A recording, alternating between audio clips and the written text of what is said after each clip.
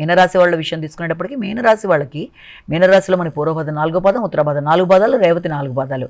మీనరాశి వాళ్ళకి ఆకస్మికమైన పనులు అనుకూలంగా ఉంటాయి.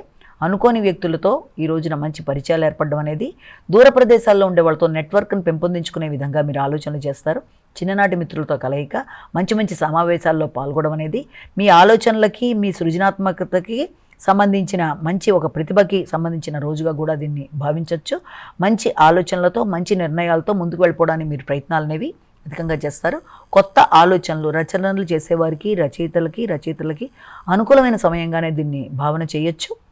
అలాగే ఆర్థిక సంబంధమైన విషయాల్లో కూడా కొన్ని స్థిర నిర్ణయాలు తీసుకోవడానికి చేసే ప్రయత్నాలు కొన్నిసార్లు ఆటంకాలు కలిగిస్తూ ఆలస్యాలు కలిగించే అవకాశాలు కూడా ఉన్నాయి. కాబట్టి ఆలోచనలలో ఆలస్యాలు ముఖ్యమైన అవకాశాలను కోల్పోయే పరిస్థితులు క్రియేట్ చేస్తాయి. కనుక వీళ్ళంతవరకు ఆలోచనల మీద దృష్టి కేటాయిస్తూ ఆలోచనలని వెంటనే ఉపయోగించుకునే మార్గంలో ముందుకు వెళ్ళడానికి ప్రయత్నం చేసి అనుకున్న లాభాలు పొందడానికి ప్రయత్నం చేయాలి.